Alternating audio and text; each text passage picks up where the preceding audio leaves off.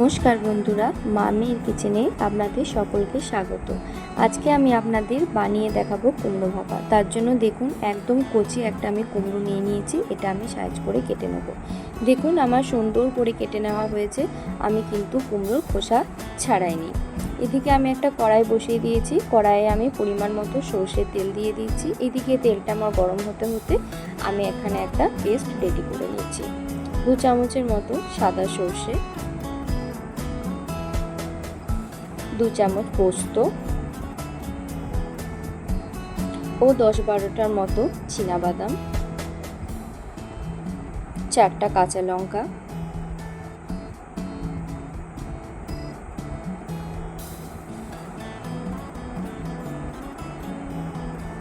ও একটু জল দিয়ে আমি এখন সুন্দরভাবে পেস্ট করে নেব। দেখুন আমার একদম পেস্ট রেডি হয়ে গেছে। এদিকে আমার কড়াইয়ের তেলটাও কিন্তু গরম হয়ে গেছে। এখন আমি কেটে রাখা কুমড়োগুলো ভেজে নেব। খুব বেশি কিন্তু ভাজবো না।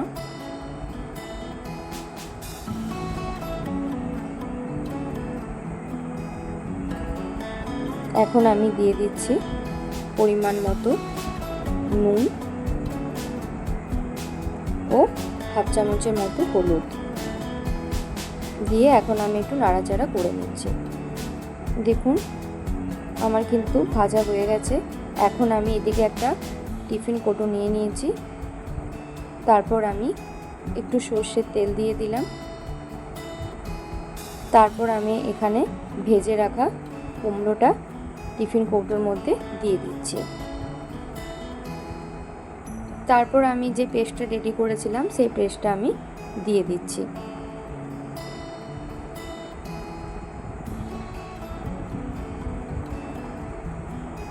একটু আমি জল দিয়েও পেস্টটা দিয়ে দিলাম। এখন আমি দিয়ে দিলাম একটু নুন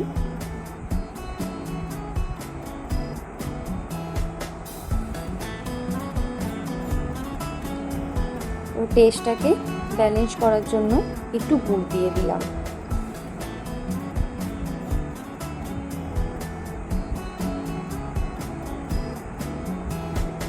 আবার আমি সুন্দরভাবে মেখে নিচ্ছি। এদিকে আমি কড়াই বসিয়ে দিয়েছি। কড়াইতে আমি একটা স্ট্যান্ড দিয়ে দিয়েছি। এখন আমি টিফিন কৌটোটা বসিয়ে দিচ্ছি।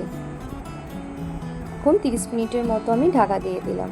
30 মিনিট পর আমি ঢাকা খুলে দেখছি,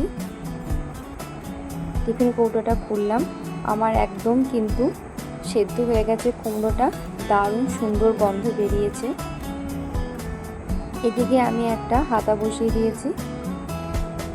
2 চামচের মতো তেল দিয়ে দিলাম। তারপর দিয়ে দিচ্ছি একটা শুকনো লঙ্কা ও 1 চামচ কালো জিরে।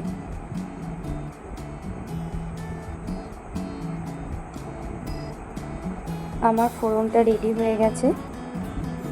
এখন আমি কুমড়োর ওপরে দিয়ে দিচ্ছি। এখন আমার একদম রেডি হয়ে গেছে কুমড়ো ভাপা।